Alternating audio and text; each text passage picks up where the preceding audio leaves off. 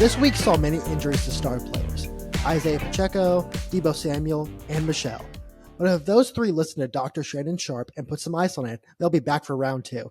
Welcome to the Moonstamp Cast. My name is Jordan. This is the Shannon Sharp to my Ocho. I almost called you Shannon. Brian, how are you doing?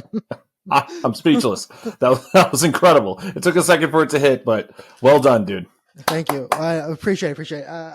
So for some reason, whenever we record this podcast, breaking news happens like 30 minutes afterwards. First, it was Chaz being an option, and now it's that Shannon Sharp fucks, and he fucks loudly and gruntily as well. So, yeah. Speaking of doing the fucking, the Astros, we are tumbling towards the playoffs. The next day the Astros have off is September 26th. Today's the 17th, by the way. We're recording on Tuesday. So if this is like wildly out of date, if like something happened and we're just not aware, that's why. But yeah, so we lost I need to stop doing that. Astros lost 2 to Oakland, which is upsetting for multiple reasons. We just love playing bad against bad teams, man. We step up against good teams, bad teams. We just take it easy, and we get our ass stomped in. I think I made the joke with it. We play like the White Sox when we're playing the White Sox. But we swept LA, or the Angels, not LA, which a spot I said we needed to do, because we actually do need to. Because as of recording this podcast, Seattle is 4 games behind us in the standings, which means we are 5.5 games behind the Yankees as of Sunday for the AL number 1 spot, and 4.5 games behind Cleveland for the AL number 2 spot. So right now, the Astros are slated to face Minnesota in the first round of the playoffs. But we do have 4 games up on the Mariners, which is, I wish it was a little bit larger, but, maintain. Mm-hmm. Hold the line. It's kind of been like hovering around 4.5 for the past 2 weeks. So I think it seems like this is like the natural state of the AL West at this point, to continue going for like 4.5, 4 between the Astros and the Mariners. We'll see what happens. Speaking of seeing what happens, Kyle Tucker is back, kind of in a way. Not like back. He was back last week, but he's back in that he hit a home run, had a good defensive stop. I was reading Chandler Rome, and he was talking about how Kyle Tucker's issue was not that he couldn't hit or defend. It was that he couldn't run and decelerate. Yeah, it's going to take some time working back, but that home run makes me feel a little bit more confident. It's kind of like the Verlander situation where Verlander did not have his stuff in his first several starts. And then this past start against the Angels, that first inning was bad. He was wild. And then he calmed down and he started hitting his stuff again. We have to remember they're human, and that it's going to take a while for them to, even if they're professionals, it's going to take a while for them to get back in their groove. I hope it happens sooner rather than later, but I think Tucker will be okay. And I'm glad he has a couple more weeks to figure it out before the playoffs start. Mm-hmm. Speaking of being wild for like 1 inning, Framber, I was looking up our top. I was on Baseball Reference, as I do just for fun. I was looking up our top WAR guys. Obviously, Alvarez is number 1 just because he is. Number 2 is still Blanco, but who is tied with Framber with 4 WAR as our for like the number 2 spot in the Astros organization for this season. So Blanco's like insane start really helped him, because we kind of talked about it last week. He's been struggling a little down the stretch. And so that first part of the half of the season really helped him. But yeah, Astros kind of a gauntlet in terms of just game after game after game for about 9 days at this point. But in good news though, the Red Sox out of contention. They're not coming to the playoffs, baby. So let's give a round of applause to the Red Sox. Thanks for sucking. Thanks for not being there. Yeah, the Astros. Go ahead. I don't think we mentioned it yet, but the Kikuchi tour continues. We're wrong, but that's okay. I'm glad that we're wrong. He's 8-0, or the Astros are 8-0 in games that he started. I believe he himself is 5-0, and honestly, I think he's our number 3. If we have the 5-game series, he's our number 3. Mm-hmm. I'm curious to hear from you real quick. Given our starters in a 3-man rotation for the first round, what would your starting rotation be? Framber, obviously. Agreed. I'm gonna say Kikuchi. Like, You're gonna put him at 2. yeah, because here's the thing. Okay. We talked about this. I don't hate it. We talked about it last season, and we talked about it maybe on this podcast as well. Baseball is not like who's better; it's who's better at that moment, who's hotter at that moment. Right now, like our hottest starting pitcher is Kikuchi. Like he just can't fail. I'm also for 3. By the way, I'm slating Eric Ganny. Really? I'd go Hunter Brown. I feel Spaghetti is over the course of the season better. I know I just talked about how who's hot right now, but over the season he's better. I trust him a little bit more than Hunter Brown. Hunter Brown, though, is like, if you're giving me a choice, I'll throw a dart at the board. But right now, Framber, Kikuchi, just because he's the hottest pitcher, and like he might be. I don't have any stats on what I'm about to say, so take this with a grain of salt. He might be the hottest pitcher in baseball. Again, no stats backing this up, but just eye test, hottest pitcher in baseball, and then I think Eric Getty. I don't hate it. I like I said, I'd put Hunter Brown there. It is wild that neither one of us said Verlander. Just right now, I mean, he's got 2 more starts. Mm-hmm. If he looks electric, goes 6-7 innings, 2-run baseball, I mean, you got to put him out there. He's a Hall of Famer for a reason. My uncle actually brought up what about if you have, we could do it for Hunter Brown and for Spaghetti. What if you have them both warm up, ready to go? You're giving one guy the start, but if they don't have it, you can pull them early and you can get 4 innings out of the other. Yes, that's not. So the thing I worry about with starting pitchers is starting pitchers are insane people. Confidence. Confidence, and like, Verlander's. I think I've heard about his routine. It's like he doesn't talk to anyone the day of his start. He doesn't really talk to anyone the day before. Like Max Scherzer may go like punch puppies. Like it's all about like getting in the right routine. And so if you go, it's like going and saying like, hey, one of you is going to start. I don't know which one's going to start, but one of you is going to start. Or like saying, oh, well, you're the backup right now. That's going to kill their confidence. So like the only in theory, it sounds great if you're just like playing MLB The Show. But in reality, the thing is these people are like insane people. Like to be a starting pitcher, you have to be kind of insane. So I'd be very weary of that only because I don't want them doing anything. Like they have a routine, they have a good routine. They want to go through that routine every time they start. I'm a little wishy-washy on like fucking with pitchers' minds. Yeah, the only thing you can't tell Hunter Brown like, hey, you might have to come out of the pen and give us 3 innings, because that's not how that works. Starting pitchers warm-ups are like an hour and a half long routine, so you can't just pull a starter out there and say you're going a long time. Paul Skeens plays like 4 sports before he starts a game. Like he's throwing footballs, like doing aerobics. So yeah, like you said, it takes like an hour and a half for them to even think about getting ready. Plus the time before the game. They have their superstitious and warm-up routines that they are. One thing goes off and they're going to be off. Mm-hmm. You're right. They are kind of insane. Transitioning to the other side of the ball, Jose Altuve has the chance to do something fun.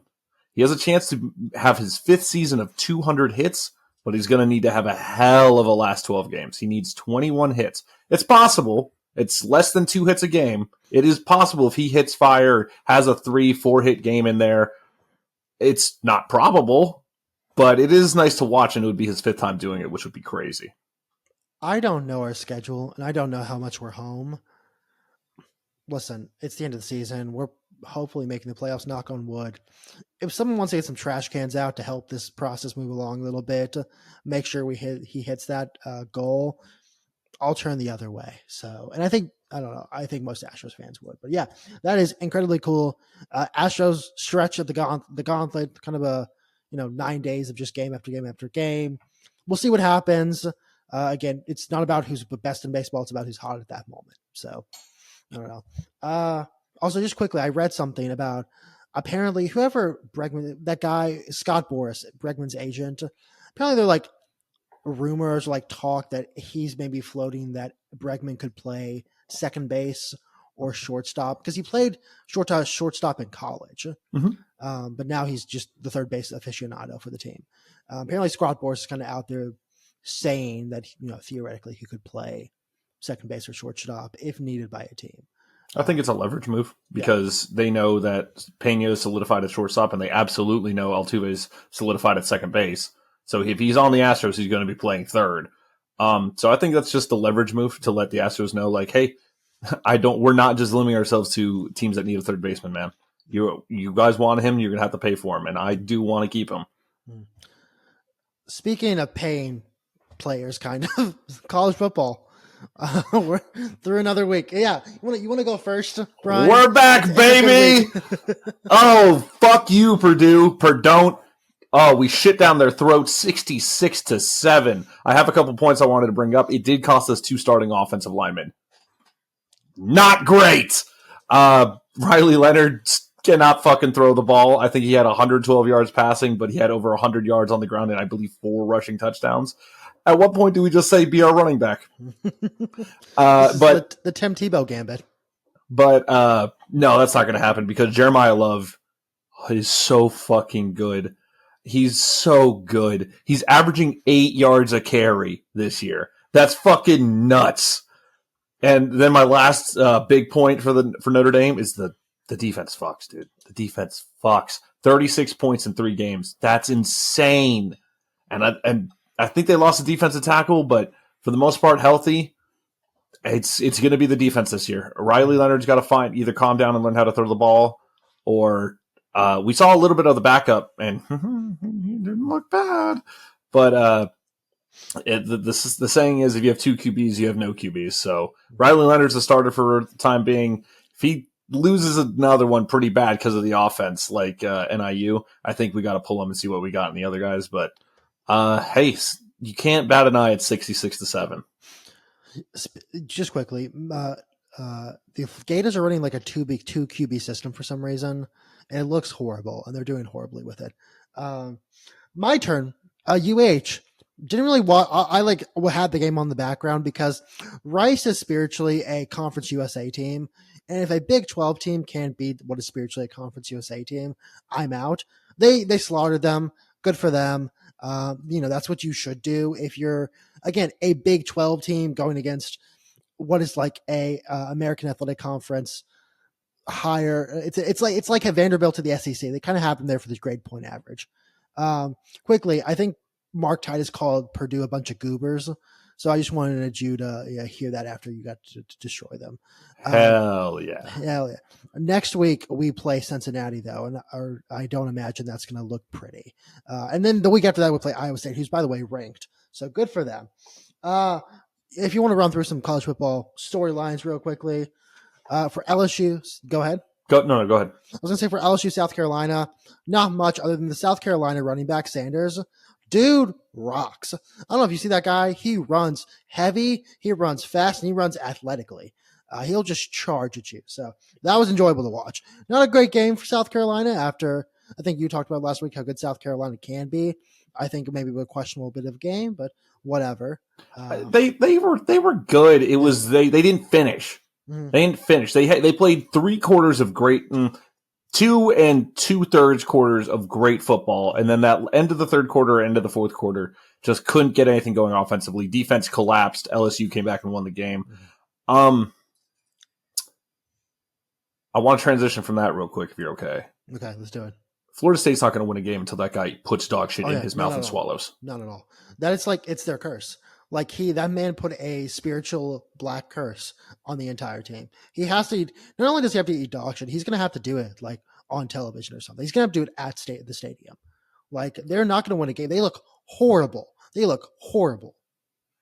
Yeah, Florida State is currently in the Shadow Realm, and their only way out, the only gate back to the real world so they can play children's card games again, is for that man to take a dog turd and shove it in the back of his throat. This feels like a Joey storyline. Trapped in the dog costume. Yeah. Trapped in the Shadow Realm until you eat some dog poop. Speaking of dog poop, I don't know if you have an opinion on what I'm about to talk about. Georgia, Kentucky. Did you think that was an interception? I have strong feelings on this, by the way. I have incredibly strong feelings. Go ahead. So I think it was an interception only because the ball is allowed to touch the ground if you have control of it. the guy had control of it, and it was either Twitter or someone on the TV who asked the question: if the guy had held the ball, and like he'd still done the rollover and held the ball, would they have called it a catch? And the answer is yes. If they had reviewed it and called it a catch, the answer was yes. So why is it that if the ball would have been called a catch, if he had not let it go in the air like that, then why is it not an interception? That was like, first of all, a beautiful interception if it was an interception. Two, I think the refs I think they saw the ball touch the ground, even though the guy had control of it, and said, that touched the ground, so it's over. Because it's kind of, it was a game-changing play, because if Kentucky had actually gotten that pick six, theoretically, given the final score, they would have won the game. So I have incredibly strong feelings on that. Yeah, but they wasted a couple other opportunities to win that game. They could have put Georgia away a couple times, and they just didn't. And then Georgia just was relentless. Not a great showing by the former number one team in the nation, though, now taken over by Texas. The number one team in the nation, with the new number one quarterback of all time, Arch Manning.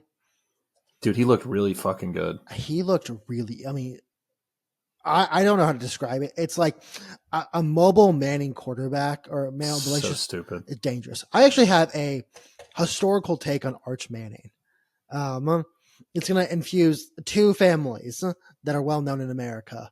And I want to write a blog about this, but I won't. So, do you know who Joseph P. Kennedy Jr. is?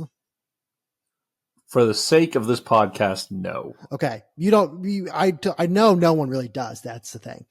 Joseph P. Kennedy Jr. was the older brother of RFK and JFK. Now, I bring him up because the guy who was supposed to be president was not JFK nor RFK. It was supposed to be Joseph P. Kennedy.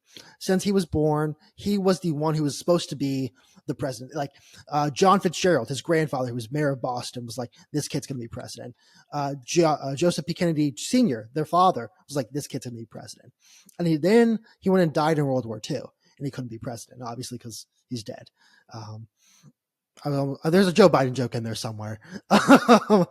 But I want to compare America's most doomed political family to America's probably best athletic family, which is the Mannings. Cooper Manning was apparently the best Manning. He was the one who was supposed to go be the biggest Manning, but he couldn't because he got hurt. And Arch Manning is, as internet historian once described it, the end goodening of the Manning storyline, of the Cooper Manning storyline, where we heard, it's like how I don't know if you heard Shannon Sharp talk about his brother at all, about how he was the most athletically gifted of the two and that he should be in the Hall of Fame, not Shannon. That's kind of like how everyone talks about Cooper Manning. And this feels like the way the story ends happily, where even though Cooper Manning doesn't get to be the guy, maybe his son can be. And his son, by the way, looked like he can be. Okay, I completely agree. Now that you've laid all that out, I completely agree. It was a weird start, I'll tell you that. You didn't know where that was going. I had no idea where it was going. No. This is why you turn to the Men's Stand podcast. You get a Kennedy lore. We'll talk about Rosemary Kennedy's lobotomy next week. But yeah, Arch Manning looks really good. Real quick before we get off the NCAA, I have 3 big games next week that we should all be paying attention to. Number 6, Tennessee plays number 15, Oklahoma. Oklahoma did not look good at U of H 2 weeks ago. Last week? 2 weeks ago. 2 weeks ago. And then they played Tulane this past week and didn't look good either. So I think Tennessee's going to beat the shit out of them. Mm. I don't know why they're ranked 15. This coming from the guy that lost to NIU and is ranked 17. After that, number 11, USC plays number 18, Michigan. Once again, Michigan, I don't know, is ranked 18, but that's a top 25 matchup. And I rose-tinted glasses over here. I'm a Notre Dame fan. I don't love Michigan, so maybe that's why I'm being a hater. And then number 12, Utah, and number 14, Oklahoma State go off, and I think that'll be the best of the 3 games because they're the closest in rankings. I have a fun fact about that game. Go ahead. The combined age of the quarterbacks is 49 years old. The combined age next week of the Colts-Bears matchup is 44. So the quarterbacks together are older in that game than yeah. By 5 years. By 5 years. Welcome That's crazy. Welcome to the new college football, baby. I Yeah, kind of love it. I know. I'm excited. I think it's gonna be the best game of the weekend. So yeah, you're right. Would you like me to give my soccer update now? Yes. Okay. Liverpool lost to Nottingham Forest on Saturday, so we're not going to really talk about that. The front three looked really bad, and Robertson looked bad. They beat AC Milan today in the Champions League, which was cool. I didn't get to see the game because I was at work. You know who scored the first goal though in the game for AC Milan? Christian Pulisic, and in my heartstrings tug because while I love him, I love Liverpool more. Speaking of the U.S. men's national team, Mauricio Pochettino had his first interview, and he said something that stupid, but I'm so on board now. The interviewer Roger Bennett asked him, "What's the goal for this team? What is the end goal? Like, what's the achievement?" He goes, "We'll win the World Cup, of course." Which the World Cup 2026, baby. We're in America. Really stupid. We're not going to win, but I love the confidence. And as our friend Tessa told us, there's something about Tottenham there. You think you're going to win, and you're actually just not going to win. Same with the U.S. men's national team. So happy for that. I want to shout out the U.S. women real quickly. Hold on, before we move on from the men. Yeah. Be honest with me. Is the United States similar to Tottenham in the sense that in the locker room people say, "Lads, it's the United States"? I mean, kind of actually. Oh. Like, first of all, I love that you know that. I need you to send that to her later. That you know Send that clip to her. Yeah, I'm gonna send that clip to her because that's like there was a video years ago of like the Stranger Things opening, but it's just lads as Tottenham, and I'd send that to her every time we play. But yeah, no, I mean like the thing with the U.S. is they play well against two teams, which is Mexico and England. For some reason, I don't know why. It's like they just really hate those two for good reason. You know, number one, USA, USA. What's the? I believe that we can win. There we go. But yeah, like anytime we play like a European team that's not England, it's like, guys, come on, it's America. Like, come on, they're not creating enough on the pitch, and they're also not defensively strong enough to stop us, which would change if we had some MLS defenders on the team. That's whatever my point is. But I want to shout out lastly the U.S. under 20 women who at the under 20 World Cup are in the final. Now, Brian, you may ask who's their opponent. You may think Brazil, may think under the Netherlands, may think any team. Can I guess? Yes, you can guess. Can I get hemisphere? North or south? Northern hemisphere. Okay, shit. That is not helpful. I'm gonna be so honest with you. You're not gonna guess. Because I was so excited when I saw it, which may give you a hint if you want. I'll give you one here. I'll give you one guess. It's in an Asian country. Oh, fuck. Yeah. I was going to say Norway. Asian country. No way it's North Korea. Bro, it's North Korea. Dude, the dear leader is going to score. He's going to get in the game somehow. Oh, my God. Yeah, no, it's North Korea. So the U.S. women are facing North Korea. So, yo, I want to lose that game because those women are going to die. Yeah. Those women are going to get shot if they lose. There's going to be 8 generations of their family in a camp. It's like, outside Pyongyang. But yeah, no, we're facing North Korea, which, first of all, I knew North Korea had a team, but like, it's North Korea. Yeah, so that's going to be crazy. Hey, by the way, we looked up, it's a semifinal. So oopsie, but also still stands. We're facing North Korea in the semifinal. So I'm incredibly excited for that just because I think it's really funny. Also, my books are packed away because I'm moving, but I have a Kim Jong-il book called The Dear Leader, which is like an autobiography of his life. Why? Because it was a fun read. You're an insane person and I love you. All right, time to talk about the Texans. Brian, you were at the game. Tell us what you saw on the field. I didn't see too much because I was obliterated drunk, but I had a good time. I watched the whole game. I didn't actually get that bad. I mean, you and Caleb Williams both in the terms of being able to have foot-eye coordination. Boy, oh boy, did our defense fucking mop him up. Holy shit. I think Caleb Williams is going to be okay in the long run, but his offensive line has to help him. That many pressures, 7 sacks. I don't care who you are. And there was a couple missed sacks too, which granted one of them led to an interception, which is worth it. Thank you, Danelia Hunter, for missing that sack. But yeah, we beat the shit out of Caleb Williams, and I'm going to say something nice about the Bears. Their defense is good. Their defense is great. Would you like some pressuring stats? Sure. Okay, so on 48 dropbacks, we had 23 pressures on Caleb Williams, and the Texans blitzed him 20 times. Out of those 20 times, there were 12 pressures and 5 sacks. I think I spoke about last week how the Bears interior O-line is garbage. We exploited the shit out of that because you just watch them like just that would just collapse. So I actually feel really badly for Caleb Williams because I noticed 2 things watching the game. One, he doesn't have much pocket awareness still.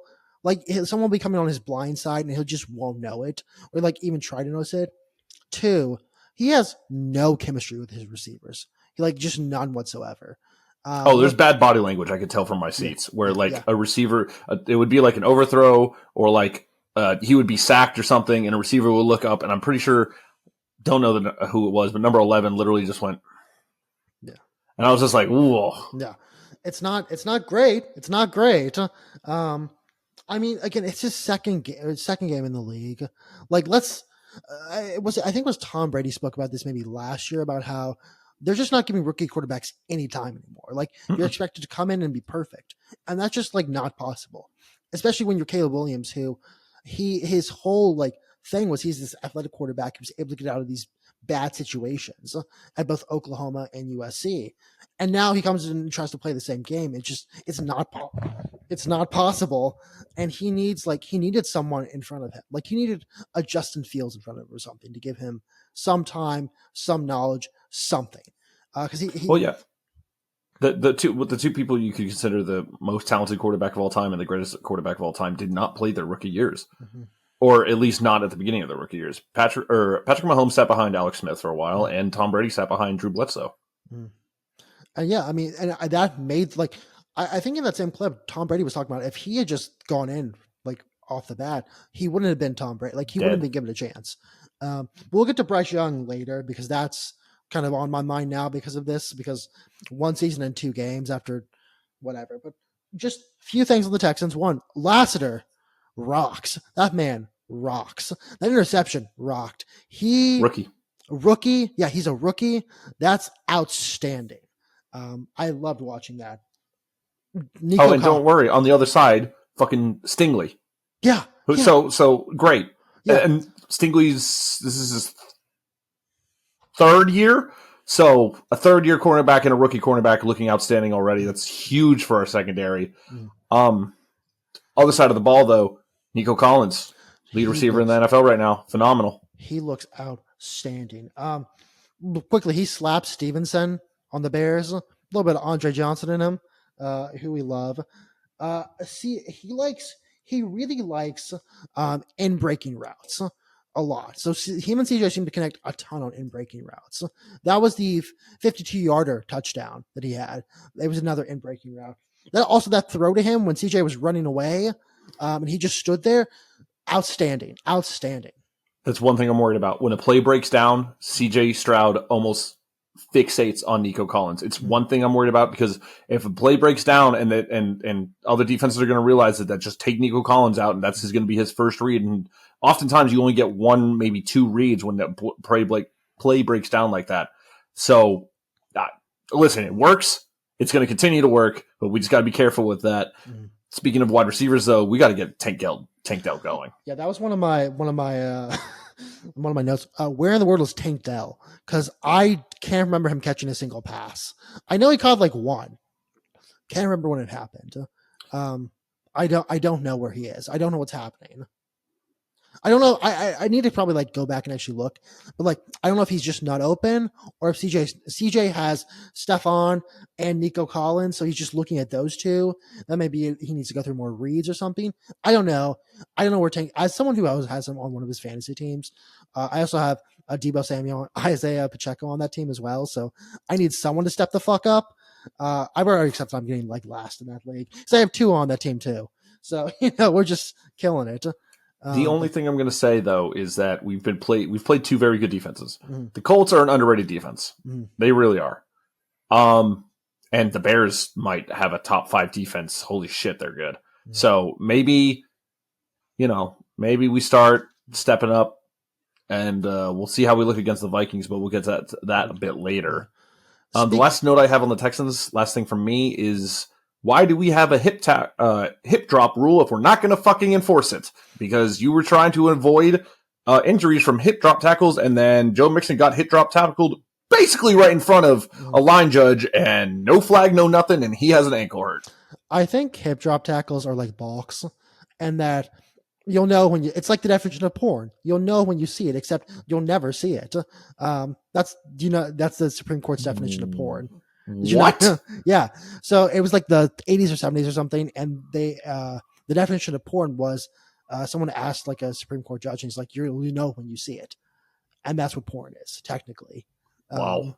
Yeah. So fun fact for anyone listening, you First Amendment geeks like me. I have two more notes on the Texans. One, there was maybe the 2019 Champions League where it was Rakitic steps off the pitch after having touched every blade of grass. Petre, he touched every blade of grass that game. No matter where he was on that field, he was touching it. Like, he'd be on the left, the right, he'd be deep in cover, he'd be behind the line of scrimmage. Dude rocked. That felt like a coming out game to me. Two, Kaime, dude fucks. 5 field goals in 2 games, 5 field goals for 50 plus yards. I believe that is the first kicker to ever do that. It's real good. Also, speaking of kickers, there are 35 for 37 from 50. Would you like to know who missed the two? Justin Tucker. Yeah. So that's also Aziz Al-Shair punching people on the sidelines. don't know how we didn't get a flag there. Well, so sure. I was listening to the commentary. Apparently, they couldn't flag that, but the NFL can put it in their weekly discipline report. That's probably what's going to happen. He's going to get a nice little fine. He's going to get a fine, maybe a game or 2 suspension. It wasn't a bad punch, but it was a punch nonetheless. The rest of the NFL, I don't know if we want to talk about Tua really that much. I don't really know if there's much to say at this point other than it's up to him what he wants to do. Yeah.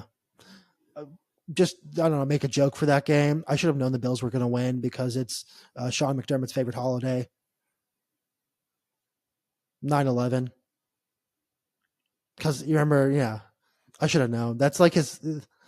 He had to, again, if you have to issue an apology about saying, you got to give it to the terrorist on 9/11. Yeah. It's pretty bad. Pretty bad, Sean. But with that said, I think Josh Allen looked really good that game. Josh Allen's looking phenomenal. He wasn't trying to hit I think it was maybe Al Michael, maybe it was Kirk Herbstreit. One of the two said it. It looks like this year he's not trying to exclusively hit Stephon Diggs. Mm-hmm. And so he's looking like he's actually going through his receivers and picking better passes. Speaking of passes, what the fuck is going on with NFL passing? What is happening with quarterback play? What has happened to this beautiful game of mine?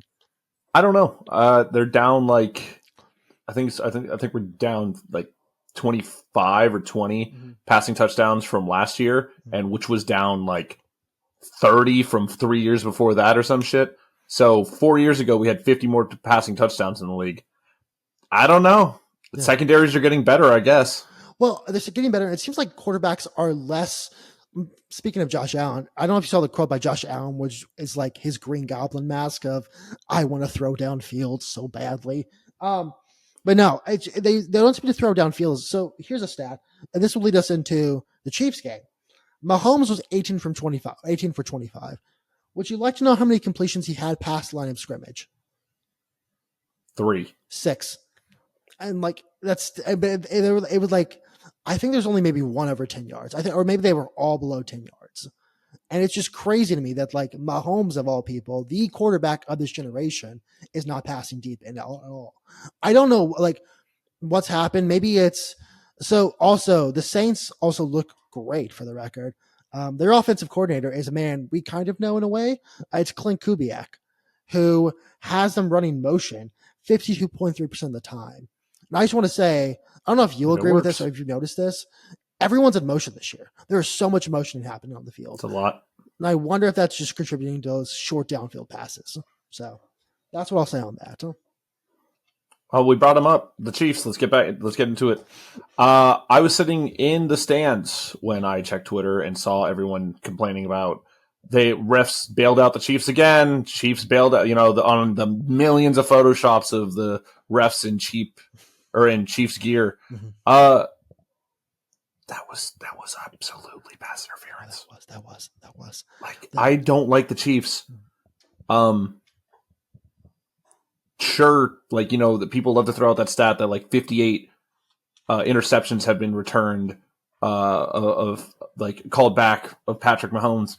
Yeah, you realize that like 85% of that has been them getting people to jump. So he takes a risky throw and, they intercepted it. Well, this is a dead play anyways. That's why he took the shot. That's why he threw it, 40 yards in the air on a one-on-one with a safety over the top to see, hey, we're either going to get 5 yards and a free first down, or I'm going to hit this 40-yard pass and it's going to be awesome. So yeah, of course, if that's 85% of just it being offsides. I'm sure there's some defensive pass interference. It's a fun stat to look at, but if you see it in the game, you understand. Like, yeah, no, that's letter of the law. Why do Aaron Rodgers did it all the time? Now he just happened to have more completions, like less interceptions. But if he did throw an interception, he did throw interceptions during these plays, and they got called back.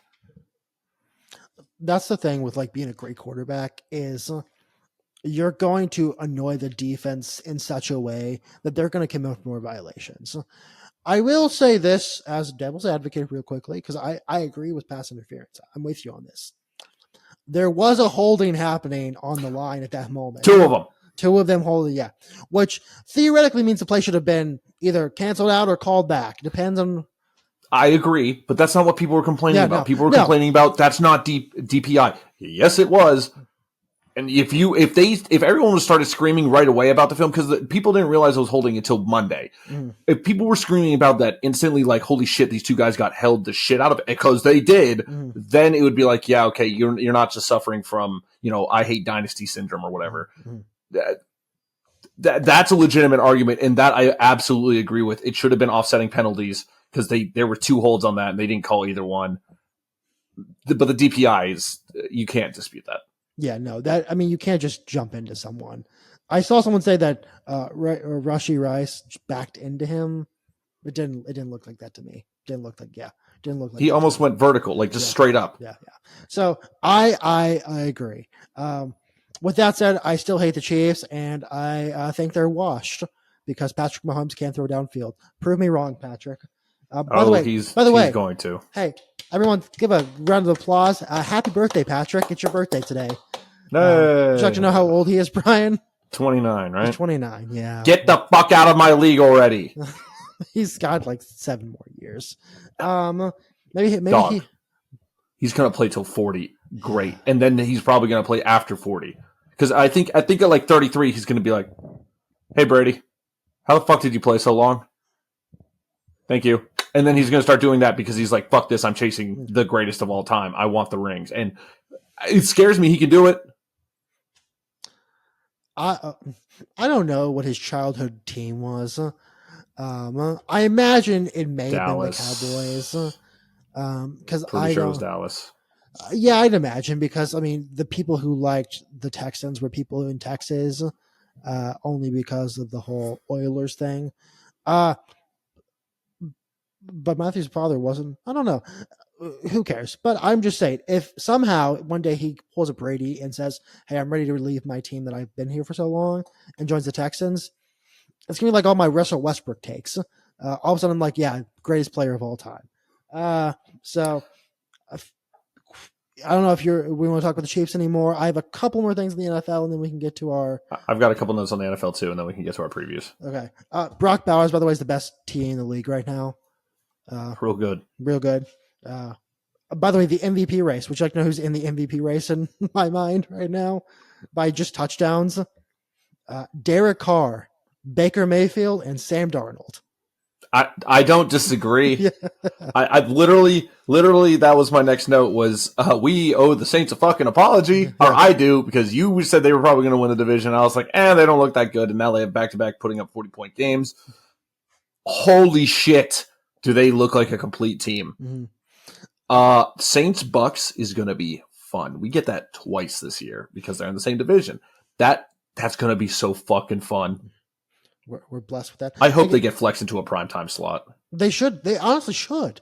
Like, they're looking like, I mean, they murdered the Cowboys. They murdered them. And again, I kind of think it's partially because, one, I think Derek Carr has a chip on his shoulder right now. And two, Clint Kubiak's running an offense, a great offense right now. Speaking of quarterbacks, I don't know if you saw Bo Nix went down without TJ Watt even touching him. So TJ Watt sacked Bo Nix through his aura. I just want to shout out the dumbest game of the week. Commanders Giants. Oh. Here is what happened, Brian. The Commanders won this game. 7 for 7 for field goals by a kicker they signed on Tuesday. Giants, they lost because they missed 3 field goals by a kicker who was already hurt and then injured himself on kickoff. What a horrible, horrible game. Horrible. Also, Jaden Daniels is going to die, by the way. He's going to die on the field. Oh, my God. There's so many risks. There's a Twitter account that wrote last year about how, before the draft, about how Jaden Daniels has an innate desire to get physical with defenders. And the problem is he's a thin frame and he loves to run, and NFL defenders are not college defenders, and they're going to murder him. Talk to your buddy Kyler Williams about that. For the record, Kyler looks back. I don't know. We have him till October. Great. Tyler looks. We have him till October. And that's when COD comes out again. But that he held the ball for 8.5 seconds on that touchdown throw. Again, he runs like a toddler, but he's great at it. So I don't know. I may be back on the Kyler train. I was never on it in the first place, but I'm back on it now. Ravens, don't hit the panic button. You'll be okay. You had a rough start. Even losing to the Ravens is tough, but you're going to be okay. Don't hit the panic button, Ravens fans. Y'all are going to be fine. Who might need to hit the panic button is the Lions offense. Mm-hmm. They have not looked great through 2 games. No. I was actually going to point out that I think the Eagles maybe should panic a little bit at this point. Oh, yeah. Yeah, that was bad. Also, did you watch Monday Night Football? Of course. Hey, so why was it the Eagles football? Why was it Eagles Monday Night Football? That's all they talked about the entire time was how great the Eagles were. Because they were playing in Philadelphia? Yeah, but sure. And they were having Kelsey and legends on. Fine. It's kind of what they do. Yeah, don't disrespect the Kirk Cousins like that. You just lost to Kirk Cousins. I wait for so long to tweet that, and then I finally got to tweet it. I got 2 last notes. Okay. And that's yikes, Bryce Young. We touched on that already. Mm-hmm. Bench for Andy Dalton. I don't think this means his tenure over. I think this is going to be a learning experience. If his tenure is over, I hope he goes be a good quarterback somewhere else, because I just putting this out there. It's going to lead into my next note, my final note. But Baker Mayfield was on the Panthers, looked like shit. Went to the Rams, then went to the Bucs, looks great. Sam Darnold was on the Panthers, and now he's on the Vikings, and he's lighting that shit up. I owe Vikings an apology. I said they were going to be one of the worst teams. I said the Giants were going to be the worst team. I said the Vikings would probably be number 2 or number 3 behind the Patriots.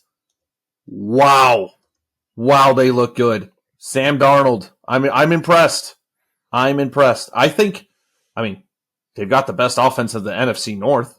Yeah. Currently. Just quickly, I'd like to point out he's actually maybe not the best quarterback in the team, Sam Darnold. J.J. McCarthy is tied for TDs thrown by a rookie this season. So good for him. No rookie has thrown a touchdown pass. No rookie's thrown a touchdown pass. Insane. Yeah. There's 2 starters, only 2 starters. This 3 starters. Bo Nix. Bo Nix doesn't have a touchdown pass? I don't believe Bo Nix has a touchdown pass. If not, I'll just cut this. But I am pretty sure he does not. Looking at it right around. Nope. No, none for the Steelers. None for the Steelers. Yeah. Rookie quarterbacks. This is feeling like the NBA draft this year. No stars. Give them time to develop, but hey, yeah. Drake May still sitting on the Patriots. Don't know what you have there. Listen, let's mayo it up, baby. Except that's Will Levis, who also he's the gift that keeps giving in terms of memes. Oh my god, I don't know what he was doing with that fucking attempt at on his knee to flick it. What? And you know what the worst part is? He's going to put up 400 yards and 6 touchdowns on us. The thing is, I count Ridley on one of my fantasy teams as well, and he's killing it. Yeah. So your prediction was so correct. Also, I don't know if you saw Malik Willis when he didn't pass the ball for some reason, and Matt LaFleur asked him why he didn't pass the ball. Turns out the nose tackle threw up on the ball. That's the new strat. I don't know if you ever seen that guy from, I think his name is like Draws from the WWE, who apparently got hired because he could throw up on command. Get yourself a nose tackle who can throw up on command and make that ball slimy, because then they're not going to throw it. That's the new strat this year. Not motion, not short passes. It's throwing up on the ball. So I didn't get to hear how you did this week on your predictions. Yeah, because I went 6-10. I went 7-9. So it was a weird week for like everybody. It was a weird week. Because I went 7-9. Now I'm 17-15 overall.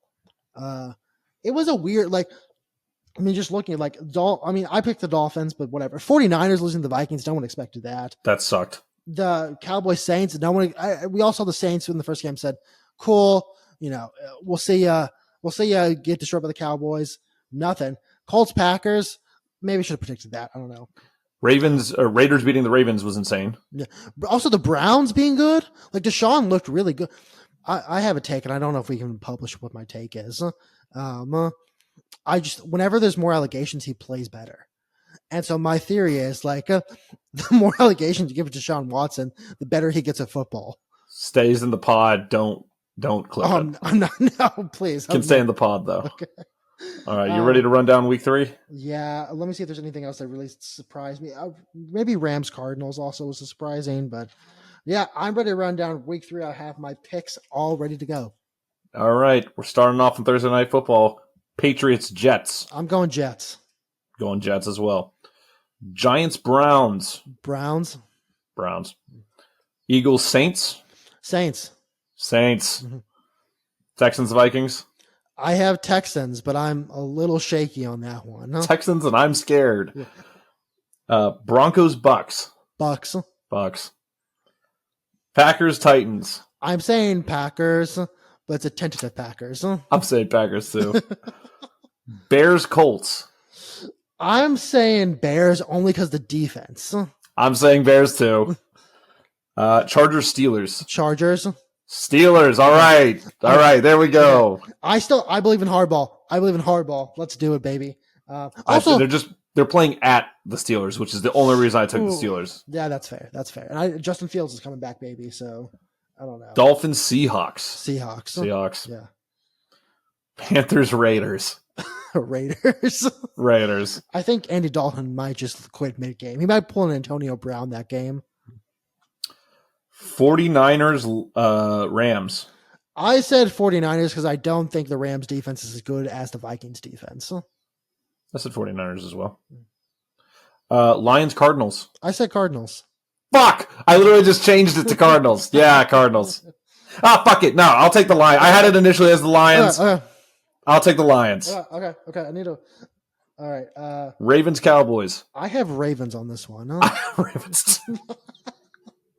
Chiefs, Falcons. I have Chiefs. Jaguars, Bills. Commanders, Bengals. Okay, so we're basically if you are correct on the 2 that were wrong, we'll be tied. Okay. Because there's 2 games separating us, and last week was just weird. This week on paper is this is one of the easiest ones besides Texans, Vikings, and Packers, Titans, maybe. I feel like this week's gonna get fucky. Yeah. Because the first 2 weeks, you still don't there are some good teams, but you don't know, you don't really know still. And we're talking about the Lions. Lions offense looks like it's struggling. We made kind of fun of the Saints because the NFC South sucks. NFC South is back. The Vikings, we all made fun of the Vikings, and now we're scared they might beat the Texans. So I feel like week 3 we're kind of settling in, kind of saying, okay, this is what teams actually look like. On the Vikings, real quickly, I'm scared because their defense looks phenomenal. They have 11 Texans have the second most sacks in the league at 9. Vikings have the most at 11. So they look good. Spooky. Their defense is also really hard to read, apparently. Who's it? who's their defensive coordinator? Brian, whatever his name is. Maybe it's not Brian. I don't know. Whatever the defensive coordinator is, apparently he's making it so like offenses cannot read what they're doing. And also Naylor, the TE for, or maybe it's a wide receiver. He's one of the two. He acts like he's going to block and then runs, and teams have fallen for it every single time. So they're a tricky. And Sam Darnold, like he's back. He's back. He's got the Kirk Cousins you like that going on. So I'm a little worried for this team actually. When I thought this was an easy W coming into it. So now that our picks are done between the two of us, let's get to. I didn't have a very good week this week, but I'm still positive. I'm 17-15-1, not as bad as college football, which I'm 12-19-2. But we're just keeping tracks of the NFL. I'm keeping tracks for just to talk about it on the pod for the NCAA, but for the NFL ones, I want them on the pod. So, all right, here's week 3's picks. Patriots plus 6.5, Buccaneers minus 6.5, Bears money line, Saints minus 1.5, Titans Packers over 36.5, Chargers Steelers under 36, Texans Vikings over 45.5. Ugh. Browns minus 6, Raiders minus 5.5. That's going to bite me. Seahawks minus 5, Ravens Cowboys under 49, Lions Cardinals over 52. Love it. 49ers minus 7.5, Chiefs minus 4.5, Bills minus 5.5, and Commanders Bengals over 48.5. A lot of favorites this week. It makes me kind of nervous. There we go. All right. Anything else you want to talk about, Brian? Anything else on your mind? Huh? No, we're pretty good. We're set for a fun weekend. Yeah, it's gonna be a fun weekend. Quickly, I've been watching Industry on HBO because I heard it's gonna like Succession. It's not. That's my. It's a lie. They just lied to you. Just a lie. It's like worse in every way. It's a good show, but it's just worse in every way. So that's all. I mean, there was an MMA fight this past weekend between Marab, whose last name I will not try to pronounce, and Sugar Sean O'Malley, who I hate. Only because I wrote a blog about this yesterday because I hate watching Nelk videos and be like, I hate these people. And then he'll be there and be like, I hate this guy even more. And he lost to a guy who's really good at wrestling, which win for former wrestlers, even though I wrestled for 1 year. So whatever. Brian, where can the people find you?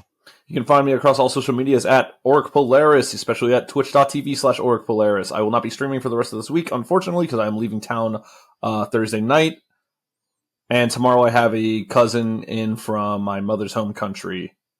So that is why we're recording on a Tuesday. Don't know why I said that on the pod, but oh well. I'll be streaming sometime next week. You can send this to your cousin and be like, yo, look, you were mentioned. You can find me. I started a Twitter account called Jordan's Thoughts. It's literally just Jordan's Thoughts.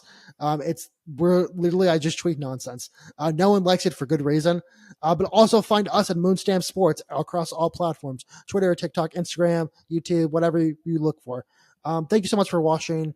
We appreciate you listening, watching. Please leave a comment or a review if you're on YouTube or on Spotify, or Apple Pods, or whatever else you listen to.